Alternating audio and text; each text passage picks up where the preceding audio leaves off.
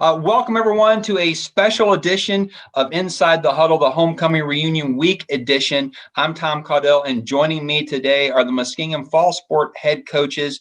I want to welcome you to the show here. We got head football coach Erik Ieuter, head volleyball coach Hallie Cruzen, head track and field and cross-country coach Jake Gleason, head women's soccer coach Dani Gunderson, head men's soccer coach Adam Ponder, and head Esports coach Chris Bilski. Welcome to this special edition. This is something that we had talked about over in our offices and with the Advancement Alumni Office, giving our fans, our alumni, an opportunity to hear from our fall sport coaches. We all know that this fall has been different than anything that we've gone through in our lifetimes, and we want to figure out what's going on with our programs and give a little insight. Coach Ieuter, when we look at the fall, we would traditionally be getting ready for a game day tomorrow for football. What is it that you and your staff have done this fall to get your teams engaged and ready for competition? Yeah, it's certainly been an interesting fall. It's been a really good fall. Coach Rainey has done an outstanding job with our guys, getting them creative workouts, challenging workouts, and our guys have done a really good job, attacking each phase that we've been in. And early on for us, there's a lot of body weight stuff out on the football field because that was a way for us to have all 100 guys together, socially distanced in their pods. And I really liked it. Everybody had to be coordinated with the push-ups, body weight squats, and everybody kind of had to be in sync. So I thought it was really good. We focused on conditioning and agilities as well. And then we've transitioned to more football specific workouts in phase two. And then, to keep our team engaged, we've certainly had a lot of team Zoom meetings with our guys. Each coach on our staff has addressed the team, had a message to give them, and as well as every senior has an opportunity to talk to the team, which has been really good. It's ranged from being really inspirational to some advice on how to be successful, in the classroom. And then we've also had some really, really good guest speakers that have come on and spoke to our team, which have been awesome. And that'll be highlighted by College Football Hall of Famer Jerry Levias, who was the first African-American scholarship athlete in the Southwest Conference. Some great engagement going on. Coach Cruzen, last year was a remarkable year for the volleyball program, a share of the OAC title, making it to the NCAA tournament, making it to the semifinals championship round of the NCAA tournament, multiple All-Americans on that team. The expectations on the campus were pretty high heading into this fall for that squad as pretty much everyone returned. How has COVID kind of changed the expectations or the impact for volleyball? Yeah, so we are really trying to build on all of that from last fall and try to prep them for the spring. It's going to be a little bit weird because we're just playing conference teams only. So no postseason play, just regular conference teams. And so it's been a little different, but we are trying to do inter squads to get our team ready to go for the spring and then for the next fall. It's important to note, with the conference schedules that they are set for fall sports. It'll be in the springtime. You can get the schedules on fightingmuskies.com. And then for some inter-squad scrimmages on the horizon, also check fightingmuskies.com for hopefully a lot of those games streamed for our fans to see what's happening. Coach Gleason, cross-country, a little different as far as getting ready for the spring, but the spring's going to kind of be combined in with track. So how is it that you're working with your team right now to get them ready? Yeah, it's different. Absolutely. Really, though, prepping is still the same. We still need to, for the cross-country kids, we still need to get out on the road and get miles in. For the throwers, they need to get in the weight room and they need to throw heavy implements. The jumpers need to jump and the sprinters need to sprint. So it really hasn't changed all that much, other than, needing to be in smaller group sizes and things like that, and all the standard COVID things that are going on right now. So other than managing that aspect, the ship's still moving in the same direction. We need to prep for January and February, March, and get through a good indoor season and see what happens in outdoor season. Well, that's great. And I tell you, seeing all our teams out there getting prepping for that next phase is so important as we continue to move in the right direction.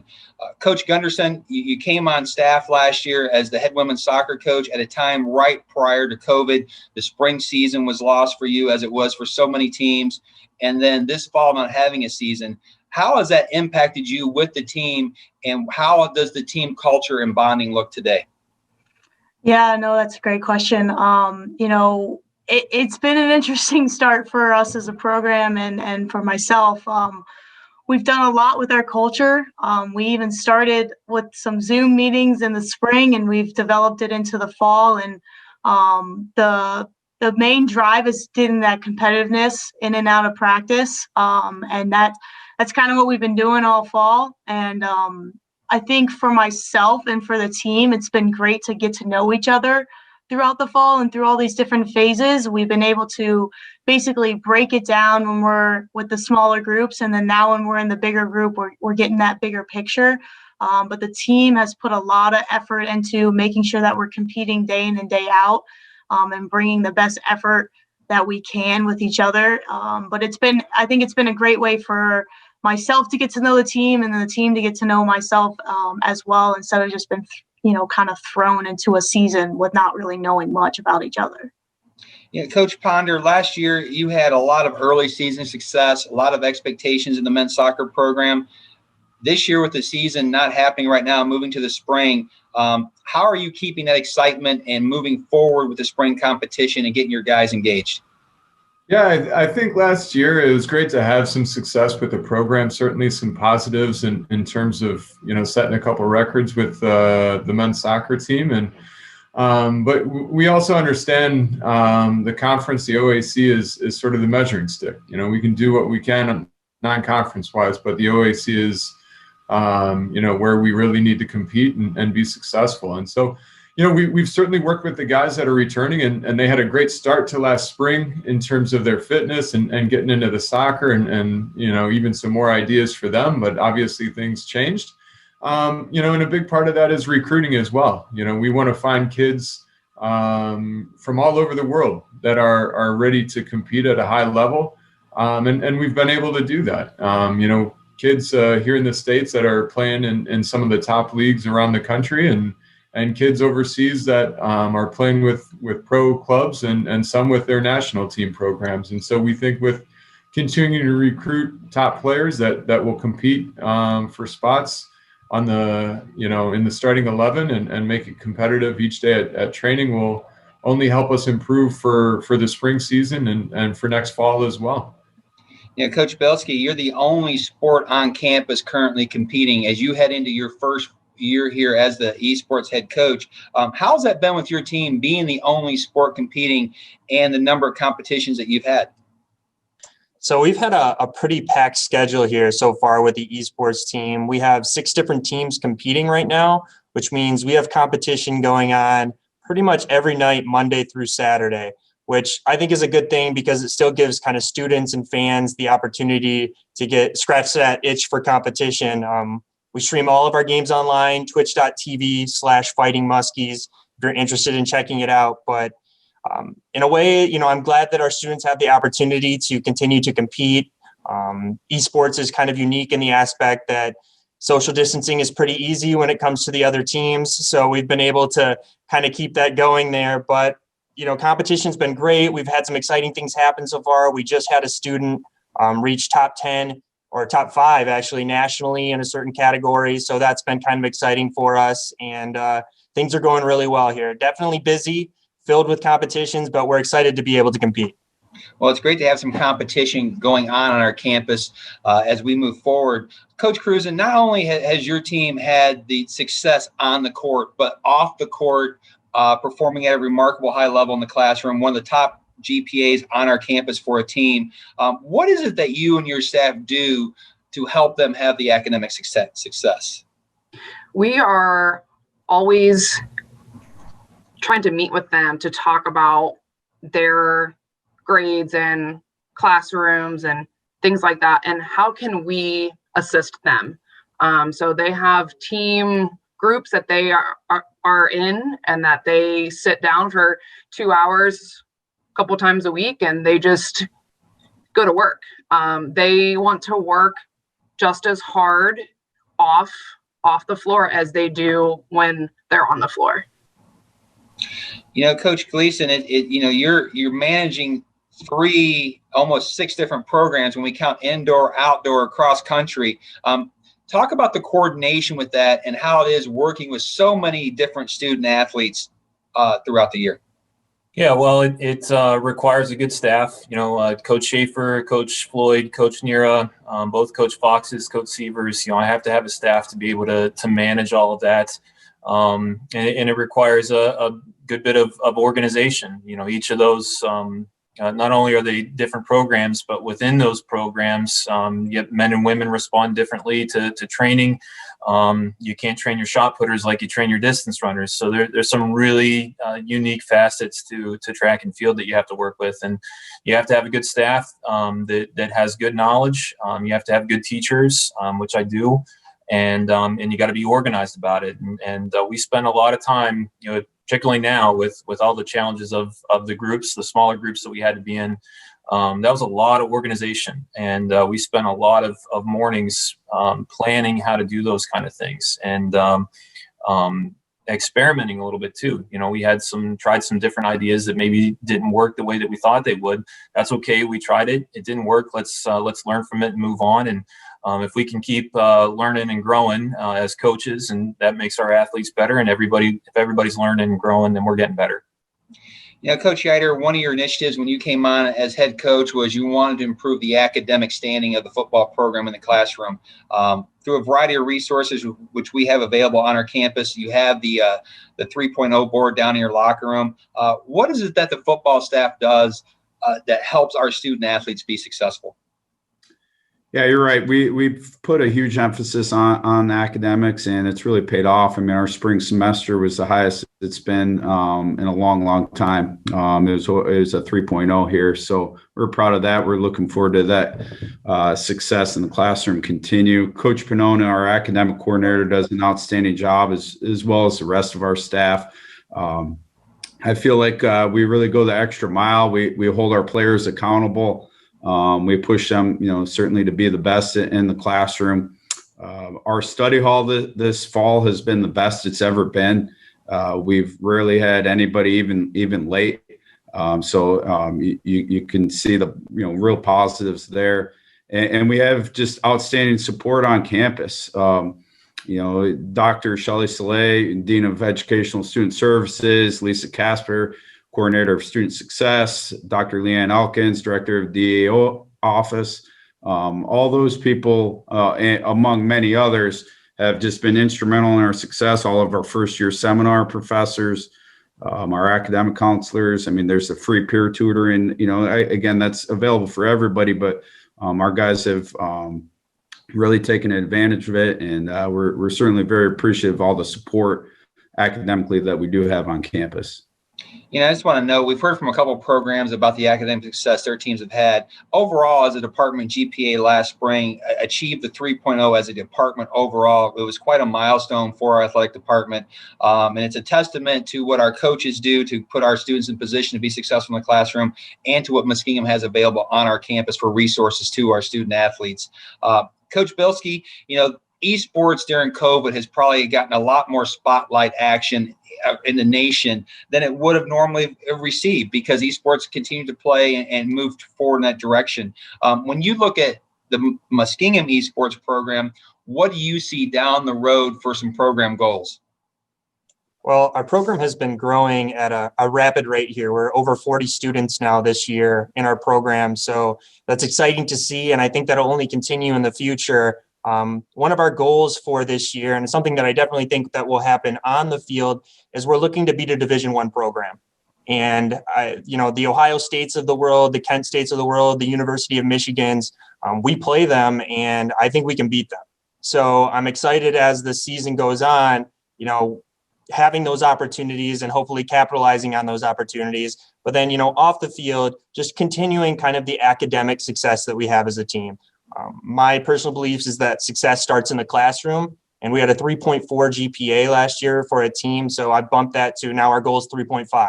So we're looking to continue to build on that as a team, because that's really kind of, for me, what the definition of success is that, I hope it's great to get the wins and losses here in the arena, but it's even better to walk across the graduation stage at the end of the day. Well, that puts the student athlete, the student in that term perfectly. Coach Ponder, you're going through your practices right now. You're getting your guys ready for the spring, and then we're going to have the break over the winter break. What is it that you and your staff will do to keep your players engaged once we leave out of here around Thanksgiving and when we come back in January? Yeah, so Coach Levy and myself, we've been working hard to get the guys' fitness up and obviously training them, throughout the fall to make sure, they have ideas and how we want to do things come spring. And fitness is going to be important when we leave for winter break. And so I know he's already started working on a fitness plan and what we're going to try to do to work with the guys over the winter. The hard part is we have guys coming from all over, the world, where some guys can still train outside and, coming from Florida and or Georgia, whatever it is, and still be able to go out to a soccer field and train. Whereas we have guys from Ohio and Pennsylvania that will most likely have to go to a basketball court or something like that if they want to do some fitness and running. So we have to be a bit creative with how we set up the winter fitness programs for our guys. And one thing, we're emphasizing to our guys is just trying to find some teams to play on. So they're still playing as much as possible, whether it's their youth teams, whether it's club teams in the area, and then, just having the weekly Zoom meetings, with the guys to keep them engaged and doing film sessions over Zoom. So that way, again, it's trying to paint pictures for them as we're getting around to the spring season and not trying to coach all of it at once when the spring rolls around. So they already sort of have ideas when they get here. So it's going to be I don't want to say challenging, but different time for all the coaches for such a long break. But, we think we've got a good plan in place for them. Coach Gunderson, for you, it's going to be a spring season when normally we don't see soccer in the spring. It'll be your first time at the helm of the program, coaching the team. What are you and your staff doing to prepare your team for a spring season when we've not had a spring before? Yeah, I think all the preparation starts now. We're even practicing in the evening when we would be playing in the evening. We're practicing around the same time when we'd be playing on the weekends in the spring. So we're trying to get our team as prepared as we possibly can, especially moving into a phase where we can actually play. And doing those inter-squad scrimmages as much as possible. I think that type of preparation is going to be what's going to help our players really get ready for a spring season. Now, we're not going to be ready for that weather, right? It's a little bit different in the spring than it is for us in the fall. But hopefully, kind of going off of what Coach Ponder said there, hopefully in the spring, in the wintertime, they can get maybe some touches outside and get used to that weather a little bit more than what we're normally used to. But I think myself and my coaching staff, we've done a great job this fall, just really getting the women out there and giving them a lot of advantages to really prepare ourselves for a spring season. Finally, the Health and Wellness Complex project here at Muskingum is a centerpiece. It's a $30 million project being built right in the center of campus. It's going to impact athletics, the academics. It's going to bring community support into it. It's got a diagnostic hub for athletic training. So many pieces to this magnificent building. It's going to impact the entire campus, all your programs. Let's go in order here. Coach Ieuter, how do you see it for the football program on the impact that this will have and for the university? Yeah, like everybody, we're so fired up about it. And our guys we've been working out on the field, for quite a while now, and it's actually been pretty loud during the construction, which has been really cool to see the progress going on out there.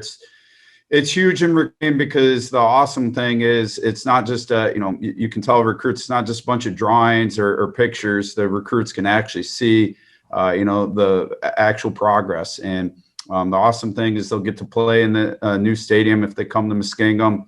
They'll get to be able to use the new indoor facility. For us, it'll be really nice, as well as everybody else that I hear will talk, to be able to use it in the winter. I use the indoor facility in the winter, where our skilled guys can throw the ball and work out, as well as do winter off-season workouts.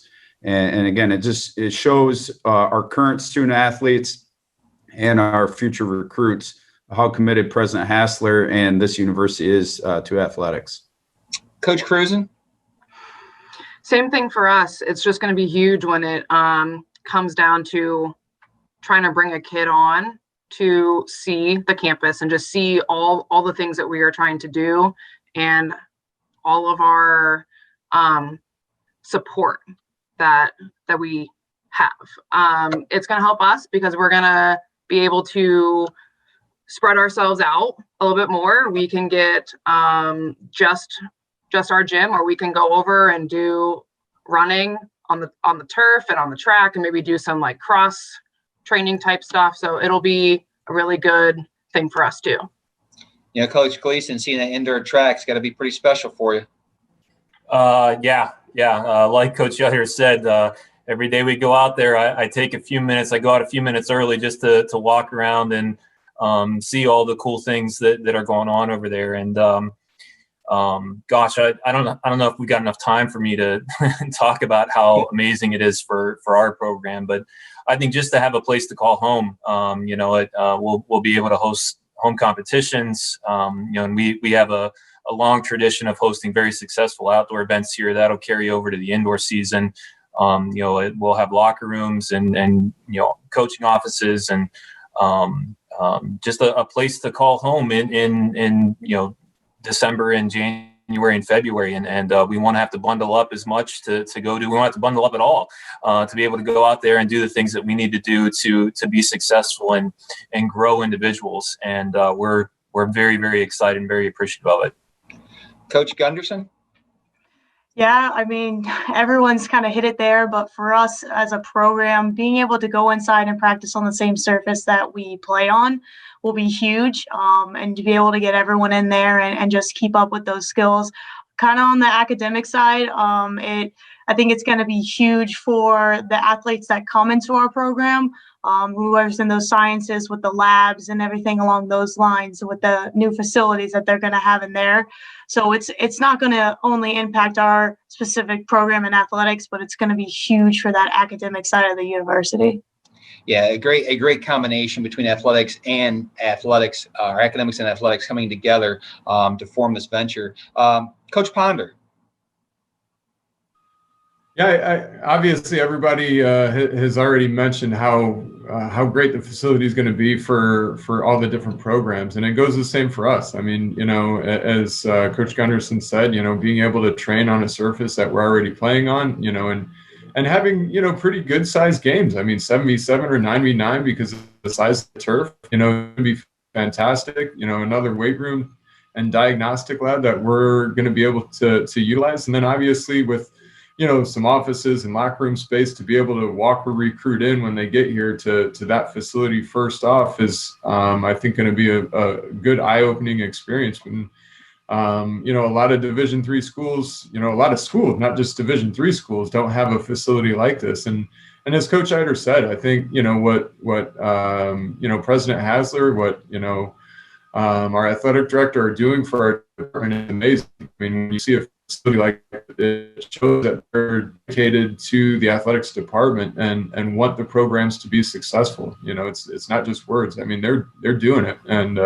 it's on us to make sure our programs are successful now. Coach Bilski? Yeah, so besides, giving us some place to kind of work out during the winter, I'm just really excited for the students. I think having a brand new state-of-the-art facility for them is going to be really cool and a really great opportunity. We had a nursing student who's a recruit on campus this week, and I was telling him all about the health and wellness center and what it's going to be like. And I could see the excitement in his face. And so, not only just for the students that are coming in, but for the students who are already here, I just think it's going to be an awesome addition to the campus, really kind of a centerpiece and a jewel that we can show off to any current and future students. Well, I tell you, at a time when you've seen so many colleges around the country pausing projects or cutting back on projects, to see the Muskingum moving forward with this state-of-the-art facility, it's going to be a game changer for the university, and it shows the commitment from President Hassler, from the Board of Trustees, and all the donors who see the value that it will bring to our campus for athletics, for academics, and the community. Definitely will be a game changer, and look forward to that opening in the fall of 2022. I want to thank all of you for joining me today here for a special homecoming reunion week edition of Inside the Huddle. I look forward to reconnecting with you in each of your programs as we continue to move through the phases and ultimately get to our competition dates into the spring. Thank you, and go Muskies.